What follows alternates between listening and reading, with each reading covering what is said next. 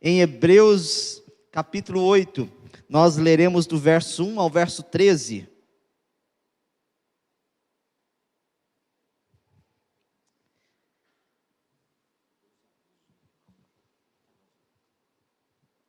Hebreus capítulo 8, do verso 1 ao verso 13, faremos a leitura da Nova Almeida Atualizada. Peço aos irmãos que gentilmente acompanhem a leitura aí da sua Bíblia.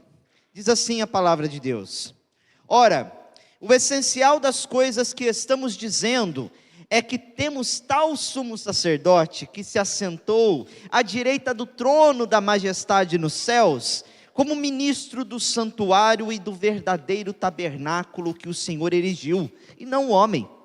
Pois todo sumo sacerdote é constituído para oferecer dons e sacrifícios.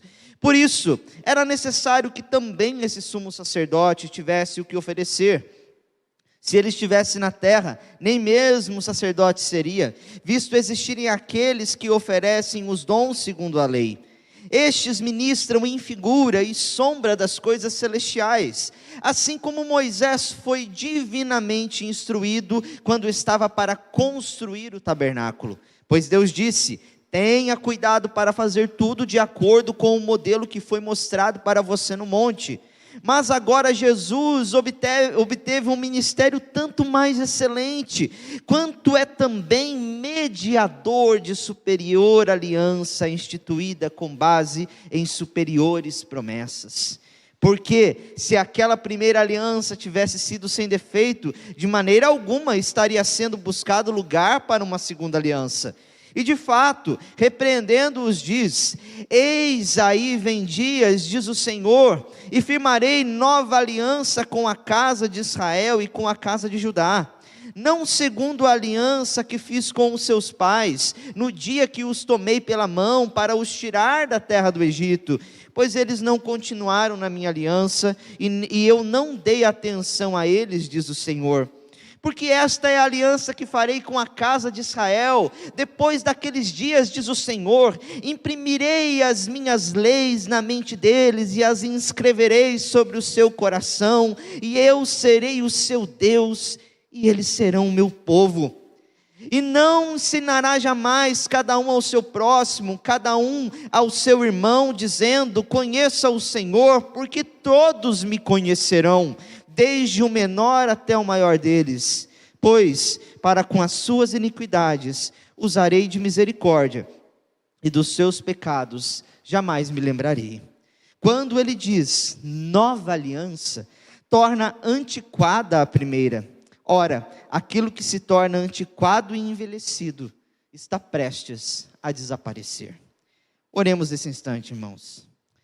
Ó Deus e Pai, que maravilha, Senhor, é a Tua palavra. Que bênção, que luz é ela para o nosso caminho, Senhor.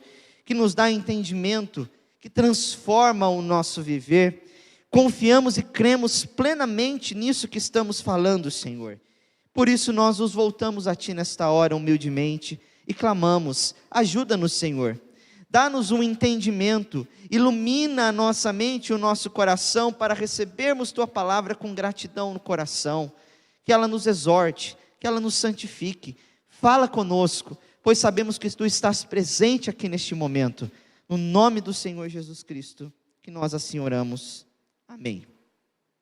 Meus queridos irmãos, temos pregado aqui já há alguns domingos na carta aos Hebreus, e o tópico principal, se nós poderíamos elencar assim, a tese principal desta carta, é mostrar a superioridade de Jesus, em relação àquele sistema religioso da época, chamado judaísmo. E certamente o judaísmo que estava lá no primeiro século, que existia no primeiro século, era um tanto diferente da forma de judaísmo como nós vemos hoje, que é apenas figurativos, feito de memoriais e tradições. Naquela época os judeus ainda celebravam os sacrifícios no templo que existia ali, o templo construído por Herodes. Os sacrifícios aconteciam continuamente, desde que eles tinham voltado do exílio, e aquele templo então havia sido reformado ali no primeiro século por um imperador romano, e eles mantinham toda aquela tradição de sacrifícios, mantinham todas aquelas tradições que eles utilizavam para viver de acordo com elas. E quando Cristo veio, o autor aos Hebreus quer nos mostrar que tudo aquilo que o Antigo Testamento fazia, que se fazia no Antigo Testamento, aquilo que esses sacrifícios representavam, já não tinham mais valor nenhum, porque eles apontavam para Cristo, e Cristo veio fazendo um sacrifício perfeito no nosso lugar. No entanto, alguns cristãos, mesmo tendo consciência disso, mesmo sendo iluminados por causa da palavra do Senhor Jesus Cristo, mesmo conhecendo que Cristo era o sacrifício perfeito, que Cristo havia feito um sacrifício na cruz do Calvário, muitos deles estavam sofrendo perseguição por parte de alguns judeus, por parte de judeus que não aceitavam o cristianismo, ouviam como seita, ouviam, como diz lá no livro de Atos, como aqueles da seita do caminho. Então perseguiam essas pessoas, tiravam elas fora de casa, tiravam o emprego delas, e elas ficavam muitas vezes em situações delicadas, privadas do convívio social, privadas do convívio familiar, privadas dos seus próprios bens, muitas vezes sendo agredidos, como é o caso de muitas pessoas que moram no Oriente Médio, que se convertem de uma religião muçulmana, islâmica ou hinduísta para a religião cristã, e sofrem tamanha perseguição. Para encorajar então esses irmãos, o autor aos Hebreus, que nós não sabemos bem quem é este autor, ele vai falar a respeito da superioridade de Jesus. Uma vez que esses irmãos queriam voltar ao judaísmo, para encontrar novamente satisfação, para encontrar novamente o repouso, o lugar na sua família, na sociedade, no seu emprego, muitos deles estavam deixando a fé para poderem regressar a uma religião que, de acordo com aquilo que Hebreus nos fala, já estava antiquada, envelhecida, que não fazia mais sentido nenhum de existir naquela forma em que ela estava existindo. Por isso, ele começa a sua carta falando sobre a superioridade de Jesus em relação aos anjos, falando da superioridade de Jesus, dizendo primeiramente que ele era o Filho de Deus, depois fala da sua superioridade falando em relação aos anjos, fala da sua superioridade em relação a Moisés, fala da sua superioridade em relação a Josué, em relação ao sábado, e também fala sobre a superioridade de Jesus em relação ao sistema de sacrifícios que eram feitos na época, e especificamente ao sumo sacerdote, que era uma figura primordial dentro da religião judaica. E aqui, o autor ele continua essa linha de raciocínio, falando da superioridade de Jesus em relação ao sumo sacerdote. Pastor Edinaldo pregou muito bem no domingo passado, falando a respeito dessa superioridade de Jesus em relação aos sacerdotes levitas, trazendo as características dos levitas e de Cristo. E aqui no capítulo 8, ele vai continuar essa linha de raciocínio para defender que não só Jesus ele é um sumo sacerdote perfeito, mas como ele é também mediador de uma nova aliança. Então, a ideia que o autor vai nos trazer aqui, o ensino que o autor vai nos trazer aqui por meio desta passagem, é que Jesus é um mediador de uma nova aliança superior àquela estabelecida no passado.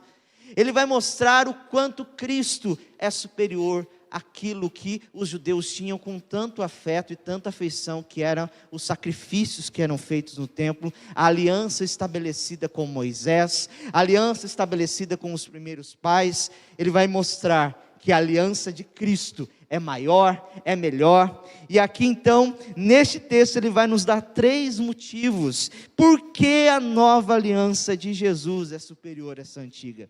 E é sobre esses 3 motivos que eu quero destacar neste texto com os irmãos, estando o primeiro deles nos versículos 1 e 2, dizendo que Jesus, a nova aliança de Jesus é superior à antiga, porque Jesus é um sumo sacerdote perfeito, dando continuidade ao capítulo 7, especialmente ao último versículo do capítulo 7. O segundo motivo que ele apresenta aqui é que a nova aliança de Jesus é superior à antiga, porque o sacerdócio de Jesus é superior àquele instituído por Moisés, que o torna mediador de uma nova aliança.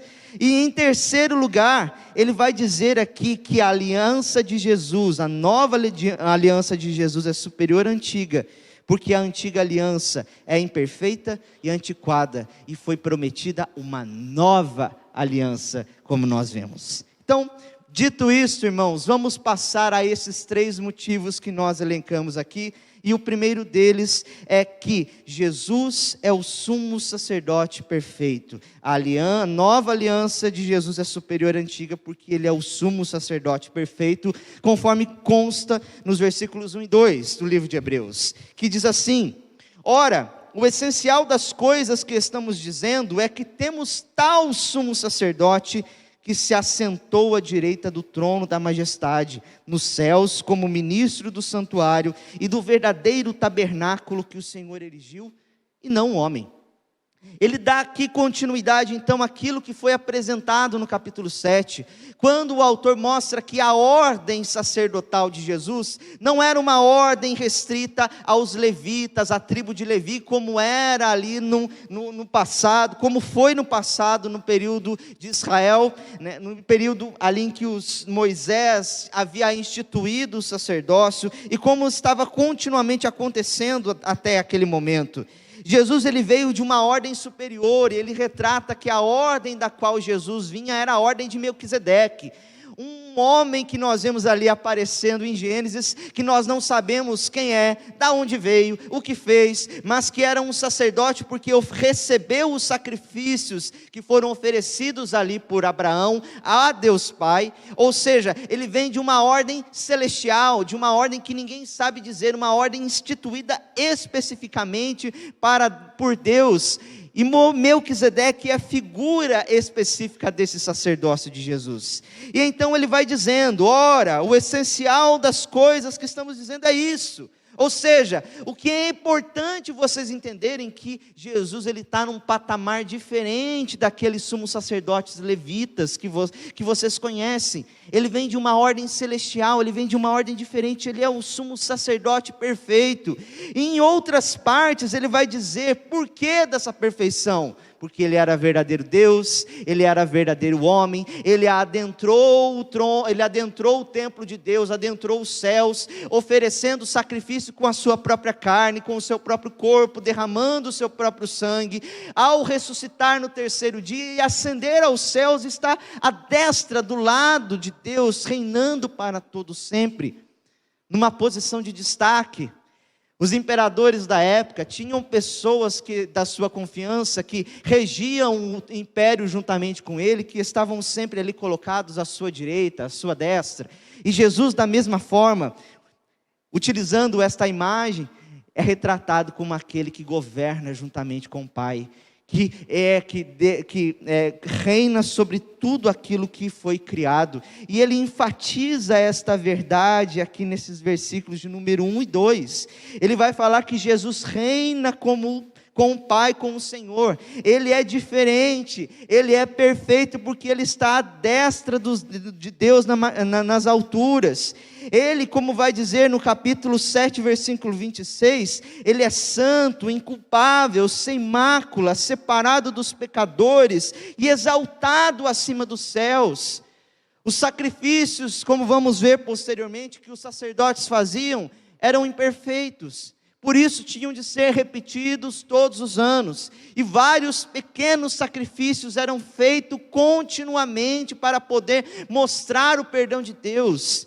Mas Cristo fez na cruz do Calvário um sacrifício de forma definitiva, porque Ele viveu inteiramente para cumprir a lei de Deus de modo perfeito. Ele era santo, não havia pecado, nele não havia defeito algum, fraqueza que pudesse ser desconsiderada diante do Pai. Ele era separado dos pecadores, ou seja, um verdadeiro santo diante de Deus e exaltado acima dos céus, como diz o versículo 26 do capítulo 7.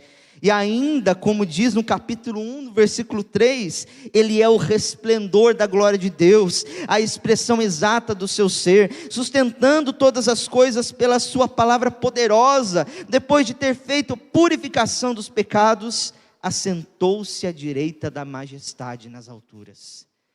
O que o autor está chamando a atenção? Ele está dizendo, olha, prestem atenção no que eu estou dizendo. Jesus é maior, Jesus é melhor. Vocês não precisam desses sacerdotes para oferecerem sacrifícios por vocês continuamente, para oferecerem sacrifícios de animais.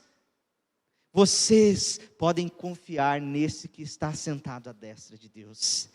E aqui destaca-se o ofício real do nosso Senhor. Ele reina, Ele adentrou os céus, mas mostra também que Ele é um ministro do tabernáculo erguido por mão de Deus e não pelo homem. Como vamos ver posteriormente também, o tabernáculo ele foi erigido, ele foi construído, dado de acordo com a orientação do próprio Deus para representar verdades que eram celestiais, que estavam ali no reino do Senhor espiritual, e que Moisés fez ali para representar de alguma forma a glória, o culto, a obra do nosso Senhor Jesus Cristo. E então, ele diz aqui no versículo 2 que Cristo é esse ministro que está nesse tabernáculo erguido nos céus. Ou seja, esse tabernáculo que não foi construído pela mão dos homens, dos israelitas, com os despojos do Egito que eles trouxeram lá do Êxodo, o ouro, a prata e toda a madeira de cedro do Líbano e tantos outros ornamentos e objetos que foram utilizados. É construído pelo próprio Deus, pela própria carne do Senhor Jesus. O próprio corpo do Senhor Jesus é o tabernáculo, onde reside a habitação do verdadeiro Deus. E ele então se torna ministro, assim como o sacerdote, agindo em nosso favor de uma maneira plena. Além de exaltado, assentado à direita nas alturas, Cristo ainda exerce o seu sacerdócio como ministro estabelecido por Deus no santuário e tabernáculo real e celestial. O templo e o tabernáculo terreno foi erguido pelos hebreus, mas eram apenas sombras. E nós vemos isso no próprio capítulo 9, versículo 24, vai mostrar essa verdade.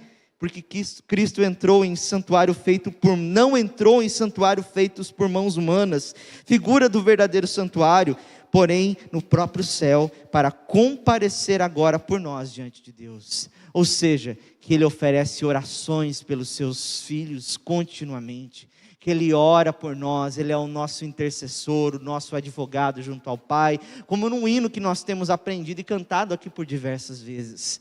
Ele é superior. Então ele destaca por que a nova aliança de Jesus, como ele vai dizer posteriormente, é maior, é melhor, porque Jesus é o sacerdote perfeito. Não dependemos mais de sacerdotes humanos, meus irmãos, para poder nos aproximar diante de Deus.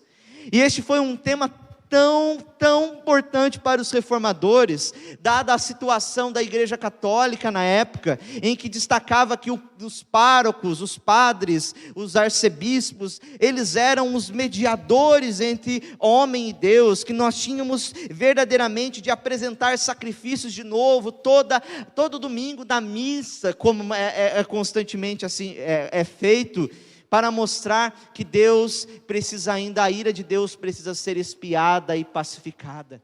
Mas olhando para o texto de Hebreus, nós não precisamos de nenhum sacerdote humano, nenhum vigário de Cristo. Ninguém toma o lugar de Cristo para fazer mediação entre nós e o Pai. Apenas Cristo é esse mediador, como nós vamos ver. E o segundo motivo então, depois de mostrar que Jesus é o sacerdote perfeito, ele vai fazer então mais uma vez um contraste entre Jesus como sacerdote perfeito e os sacerdotes levitas. Ele vai fazer aqui nos versos de número 3 a 6 várias comparações, vários paralelos entre Cristo e os sacerdotes, para mostrar o quê? Que Cristo é superior, que o sacerdote de Cristo é superior. E ele vai concluir com essa palavra, como nós vamos ver, que ele se tornou então mediador de uma nova aliança. Hoje cedo falamos de uma aliança aqui no livro de Gênesis, escrito por Moisés, em que ele faria uma aliança com Noé. A aliança que ele fez lá com Adão seria perpetuada ainda por Noé, mas aqui ele vai falar de uma nova aliança. Vamos lá então, irmãos. Os versos de número 3 a 6 diz o seguinte: pois todo sumo sacerdote é constituído para oferecer dons e sacrifícios. Por isso era necessário que esse sumo sacerdote tivesse o que oferecer. Se ele estivesse na terra, nem mesmo sacerdote seria, visto existirem aqueles que oferecem os dons segundo a lei.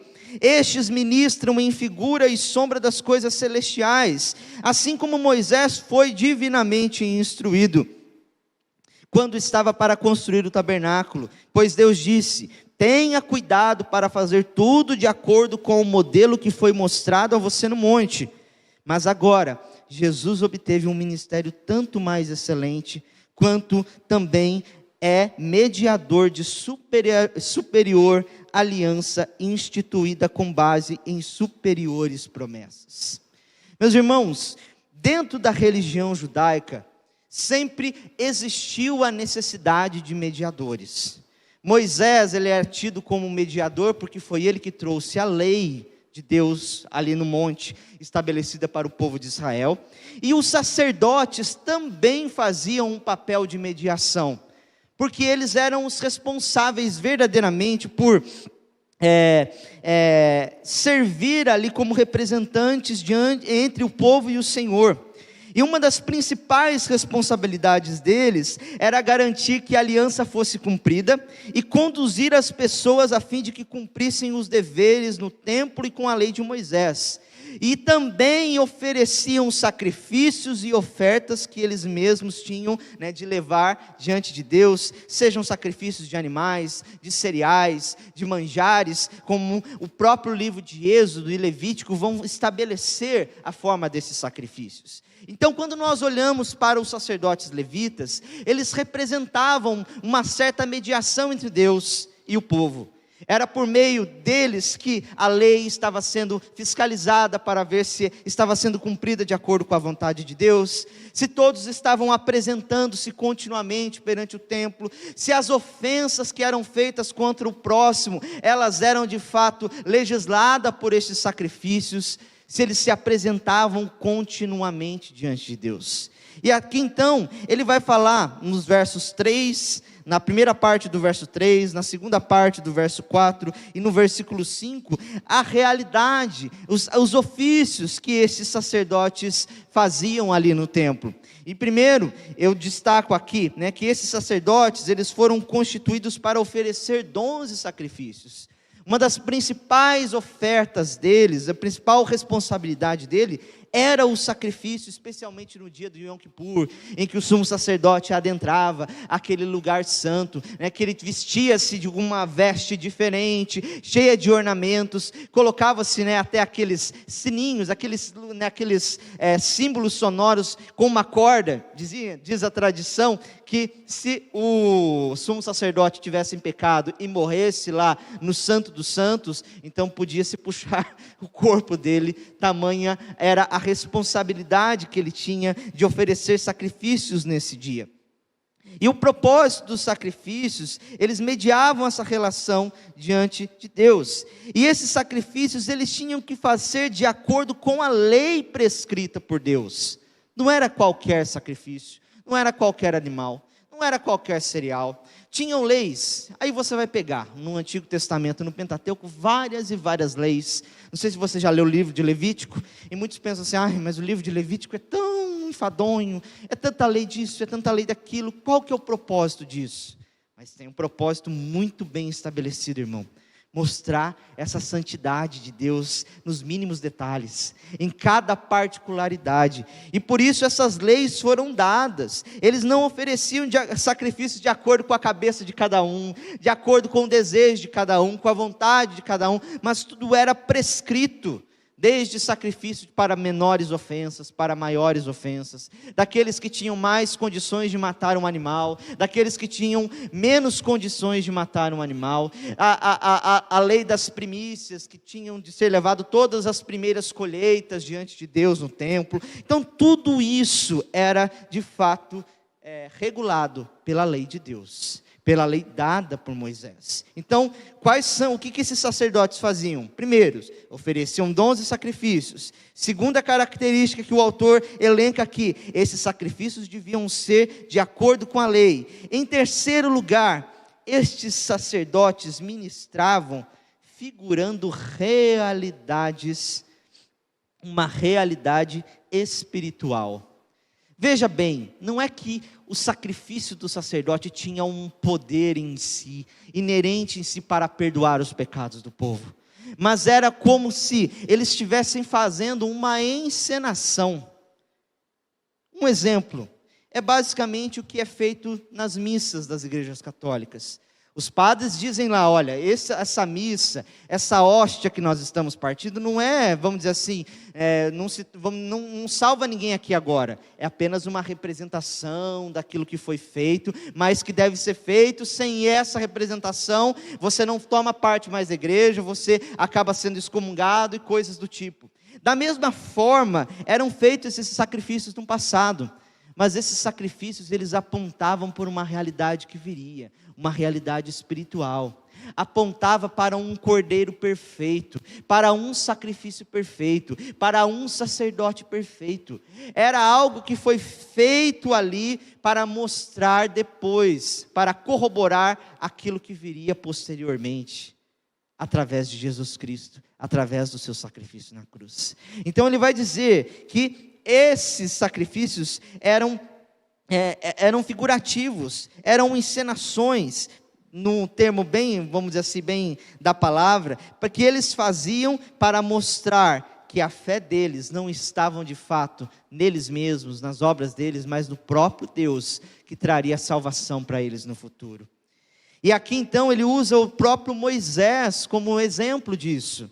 Moisés, quando ele recebeu a ordem de fazer o tabernáculo, ele recebeu uma ordem de Deus dizendo, olha, faça tudo conforme foi dito a você. Por que tinha que ser feito nos mínimos detalhes, com perfeição? Por que cada detalhe importava? Porque tudo isso representava algo maior, que depois eles receberiam esse pleno conhecimento, com a vinda de Jesus. E é então aqui que ele mostra a excelência e a superioridade de Jesus.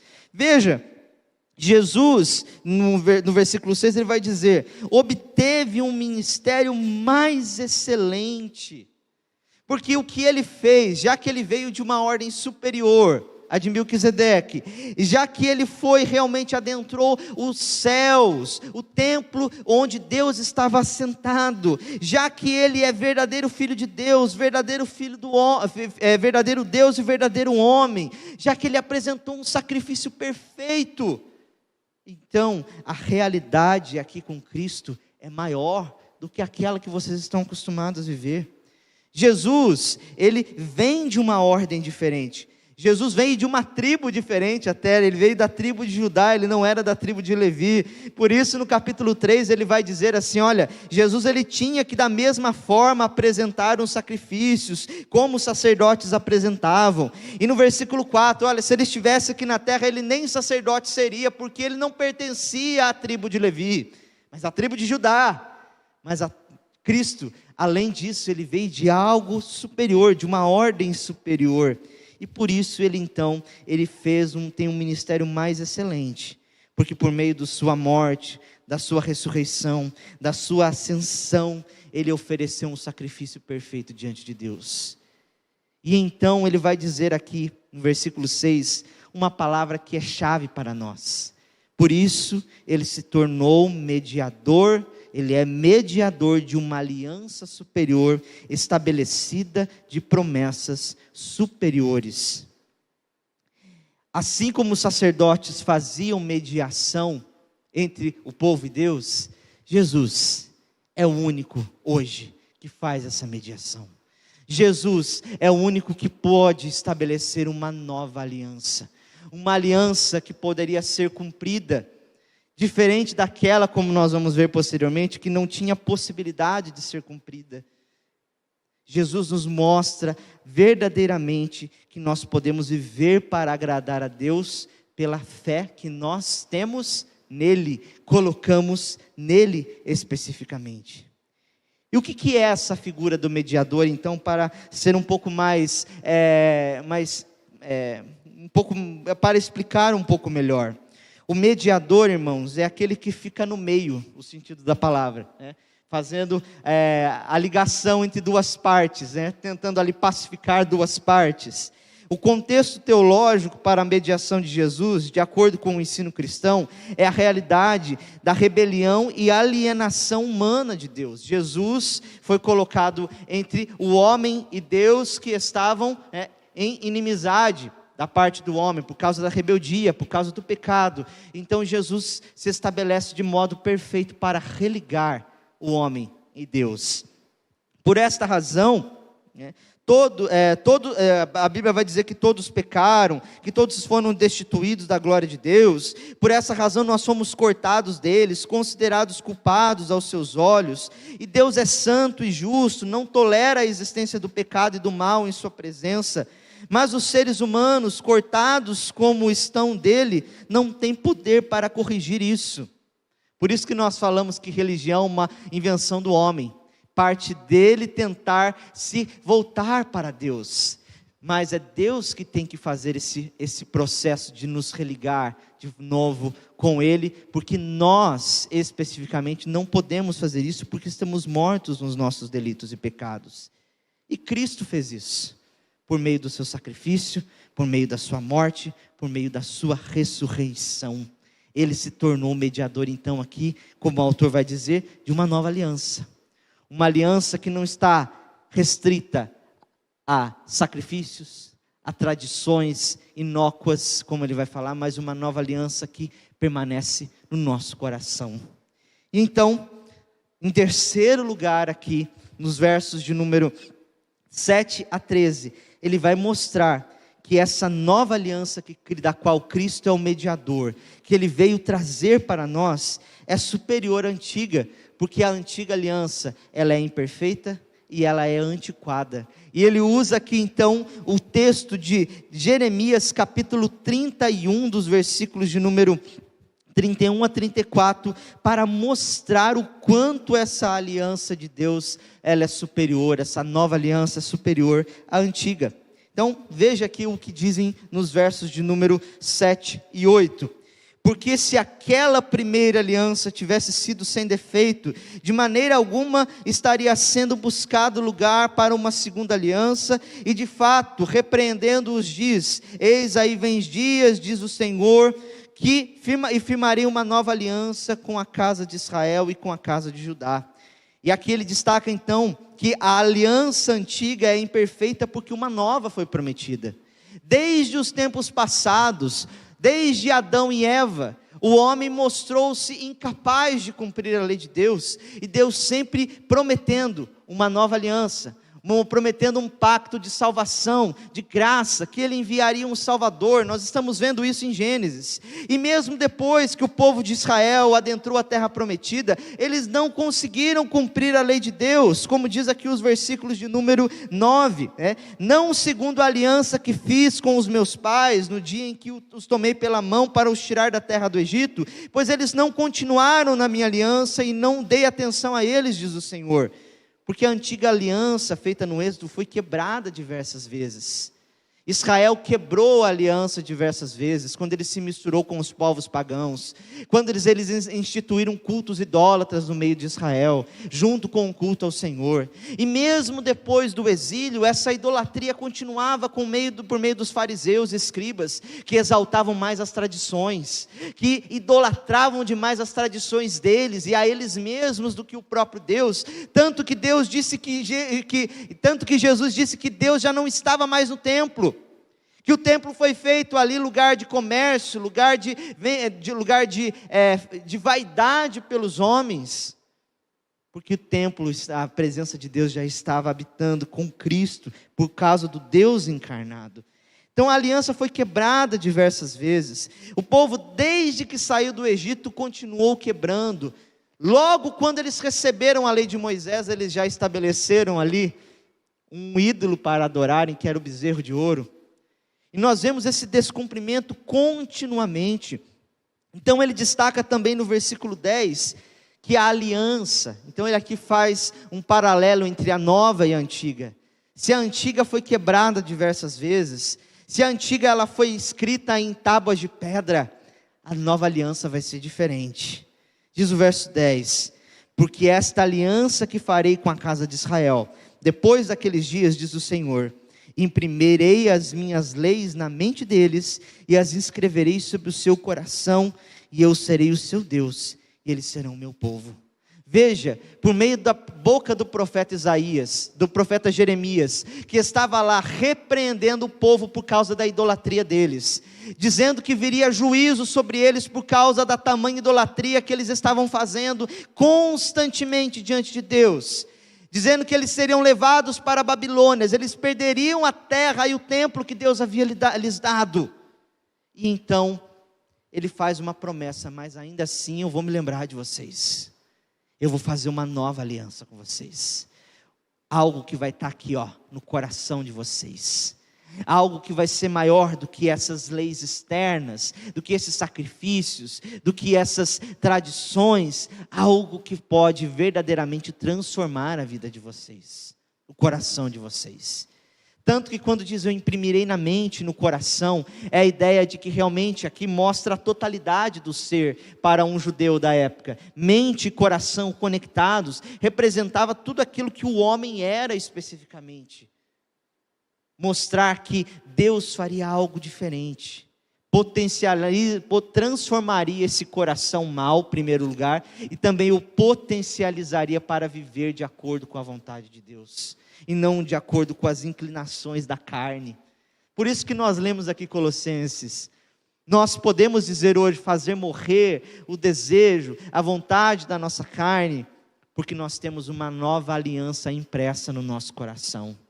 Porque nós temos algo diferente, o Senhor nos redimiu, é por meio do sacrifício e da obediência de Jesus que nós podemos verdadeiramente nos achegar diante de Deus. E o versículo 11 nos mostra que essa nova aliança promete um conhecimento real e perfeito sobre Deus. Veja o que diz: e não ensinará jamais a cada um ao seu próximo, nem cada um ao seu irmão, dizendo, conheça o Senhor, porque todos me conhecerão, desde o menor até o maior deles. O autor aqui não está desencorajando o ensino de uns para com os outros, o ensino da Bíblia, o ensino das Escrituras, não é isso. Mas é que o conhecimento que essa nova lei daria é muito mais superior que aquela antiga lei daria. Aquela antiga daria apenas um conhecimento de sacrifícios, de sacerdotes, de tradições, de templo, de tabernáculo, enquanto a nova lei mostraria o verdadeiro Deus encarnado, o verdadeiro Deus revelado, a sua obra, a sua morte na cruz, a sua glorificação, a sua ressurreição. Essa nova lei traria um conhecimento real de quem Deus era. Veja, por que ele está dizendo isso? Porque aquelas pessoas estavam querendo abandonar a Cristo, deixar Jesus por um sistema que ele vai dizer caduco, uma coisa que não tem mais serventia. E no verso 12 ele vai dizer ainda que essa nova aliança prometeria um perdão definitivo para as transgressões. Pois diz no verso 12, pois para com as suas transgressões usarei de misericórdia, e dos seus pecados jamais me lembrarei. Veja, se era constantemente necessário fazer sacrifícios anualmente, o tempo todo, por uma pequena transgressão, tinha que se oferecer até uma pombinha em sacrifício, diante do templo, perante os sacerdotes. Aqui essa nova lei está prometida um perdão definitivo, por meio de um único sacrifício, que é o que foi feito por Cristo Jesus na cruz do Calvário. E ainda diz no verso 13, quando ele diz nova aliança, torna antiquada a primeira. Ora, aquilo que se torna antiquado e envelhecido está prestes a desaparecer. Interessante a palavra que ele usa aqui, antiquada. A antiquada é a palavra que traz uma ideia, né, seguindo uma ilustração de uma roupa que foi utilizada, desgastada de tanto usar. Sabe aquela calça jeans que você tem para trabalhar, que você bate ela todo santo dia, e ela vai ficando rasgada, ela vai perdendo o seu desenho, ela vai perdendo a sua cor. Para o autor aos Hebreus, a lei dos sacrifícios do Antigo Testamento eram como essa roupa que já não tinha mais serventia nenhuma, não tinha mais utilidade nenhuma. Ela cumpriu bem o seu propósito enquanto a nova aliança não foi estabelecida. Por isso ela é antiquada e envelhecida. O que se faz com uma roupa envelhecida? O que se faz com vestes envelhecidas? Você as joga fora, você as descarta. E aqui a ideia da palavra antiquada é justamente isso. E ele diz, está prestes a desaparecer. E isso aconteceu no ano 70. Quando o templo foi destruído pelo general Tito, no ano 70, todo o sistema de sacrifícios de Israel veio abaixo. Desde então, nenhum sacrifício mais foi feito. Perdeu-se a importância da figura do sumo sacerdote. Perdeu-se todo aquele comércio que existia em volta do templo para vender animais, grãos e coisas parecidas. E aqui então, irmãos, nós finalizamos, trazendo algumas aplicações. Ele está chamando aquelas pessoas, olha, prestem atenção naquilo que vocês estão fazendo. Vocês estão caindo num erro gravíssimo. Vocês estão substituindo a preciosa graça de Jesus, o precioso sacrifício do Senhor, por algo que vai ser descartado e vai ser jogado fora dentro de pouco tempo.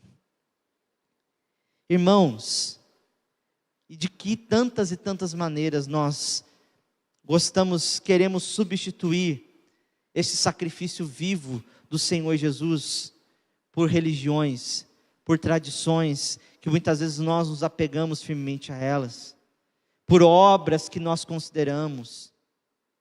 Então, eu concluo aqui deixando para os irmãos os seguintes pensamentos, as seguintes reflexões. Em primeiro lugar, eu destaco que nós podemos confiar em todas as promessas feitas em Cristo, pois Jesus é o mediador de uma nova aliança. Nós temos promessas de que nossa oração é recebida diante do Senhor. Nós temos promessas de que se nós confessarmos os nossos pecados, o Senhor é fiel e justo para nos perdoar os nossos pecados. Nós temos promessas de que se nós verdadeiramente chorarmos, seremos consolados pelo Senhor. Temos promessas da parte de Deus, e elas se cumprem por causa da pessoa do Senhor Jesus, que é mediador de uma aliança maior e melhor do que qualquer outra. Nós podemos confiar na palavra do Senhor Jesus, de que se nós confessarmos ao Senhor, se nós crermos no Senhor, nós verdadeiramente somos salvos, porque isso não está na dependência de homens.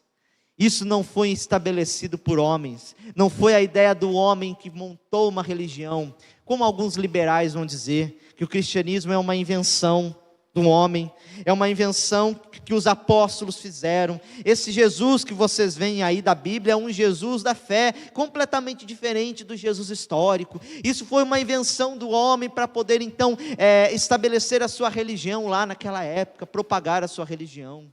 Não, irmãos.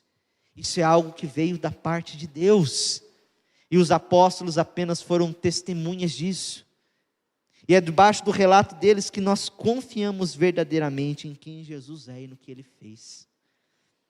Você confia nas promessas do Senhor? Você confia nesse mediador que te liga ao Pai? Você não precisa de pastor, de presbítero para chegar e orar. Você pode ajoelhar-se perante o seu Deus para falar com Ele verdadeiramente. Você pode ler a Bíblia na sua casa. Você pode abrir a palavra de Deus e ser edificado por ela. Em segundo lugar, irmãos, Não é necessário mais sacrifício e obras para nos aproximarmos perante Deus. O sacrifício de Cristo nos garante isso. O sacrifício de Cristo nos garante isso. O sacrifício de Jesus nos garante que as nossas obras, elas sempre serão insuficientes. Elas nunca serão suficientes para agradarem a Deus. Às vezes nós confiamos demais na nossa oração, no nosso jejum, na campanha que eu estou fazendo, nas coisas que eu estou fazendo, para dizer assim que eu sou aceitado, eu sou recebido por Deus por causa das minhas obras, por causa das coisas que eu estou fazendo. Mas não é, irmãos. Você é aceito pela obra do Senhor Jesus. Por causa da obra do Senhor Jesus, você pode orar, você pode jejuar, você pode buscar a Deus constantemente e assim fazê-lo. Obrigado, meu irmão.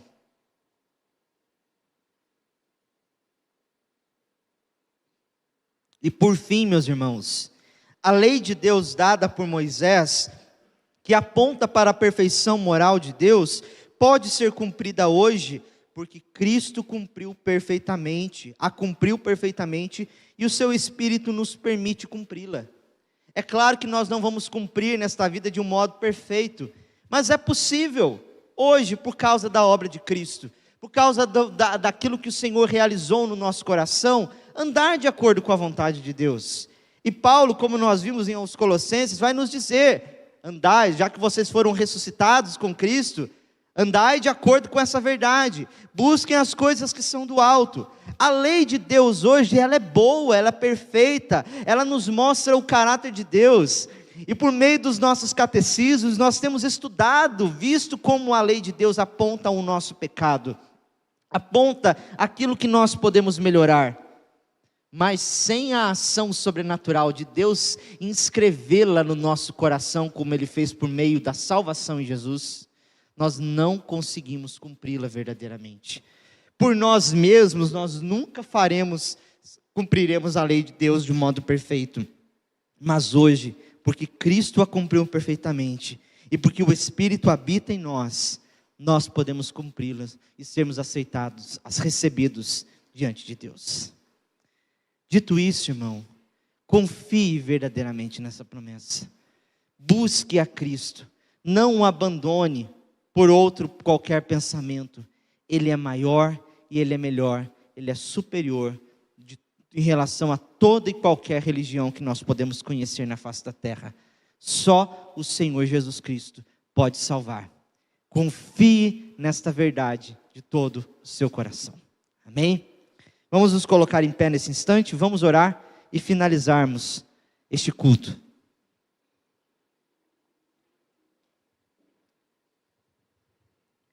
Senhor Deus e Pai, nós assim te buscamos, ó Senhor, porque Tu és o mediador, o nosso mediador, mediador de uma aliança perfeita, uma aliança, Senhor Deus, que cumpre tudo aquilo que foi dito e feito no Antigo Testamento, que foi feito no passado, ó Deus, por meio dos Teus servos, Moisés, os sacerdotes que se apresentavam continuamente diante de Ti, por meio dos profetas, ó Deus, que pregavam a Tua palavra. Hoje o Senhor é maior do que todas essas coisas. Havendo o Senhor outrora falado por meio dos profetas, hoje o Senhor nos fala por meio do Teu Filho. E é no Teu Filho que nós recebemos toda a nossa salvação. Recebemos tudo aquilo que precisamos para viver. Ajude-nos, Senhor, nesta semana, a manter os nossos olhos fixos em Ti, a manter os nossos olhos fixos no Senhor, a saber que Tu és o sacerdote perfeito, que Tu és melhor, ó Deus, Tu és o mediador de uma nova aliança, e que esta nova aliança está impressa no nosso coração constantemente. Ajuda-nos a vencer os pecados, a vencer as tentações, a mortificar a nossa carne constantemente, Senhor, a nossa ira, ó Deus, a nossa preguiça, ó Deus, a nossa falta de conformidade contigo, porque nós confiamos não naquilo que nós podemos fazer, mas no que o Senhor fez por nós, e é de acordo com aquilo que Tu fizeste, que nós agimos, que nós andamos. Abençoa o Teu povo, Senhor, o potencializa por meio do teu Espírito para que vivam de acordo com a tua vontade. Assim nós te pedimos neste dia, no nome do Senhor Jesus Cristo. E agora, irmãos, que a graça do nosso Senhor Jesus Cristo, que o amor de Deus, o eterno Pai, e as doces consolações do Santo Espírito estejam sobre vós e sobre toda a igreja de Deus espalhada pela face da terra, desde agora e para sempre. Amém.